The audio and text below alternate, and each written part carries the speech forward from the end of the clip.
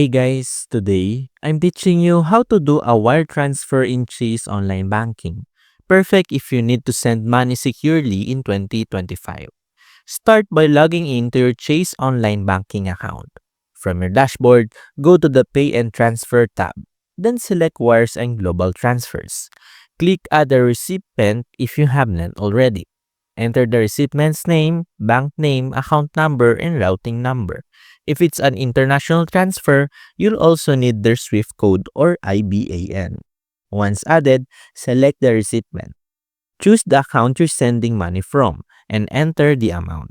Review all details carefully to make sure everything is correct.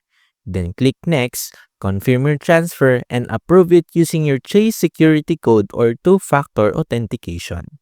And that's how you do a wire transfer in Chase online banking. Fast, secure, and ready for your 2025 transactions.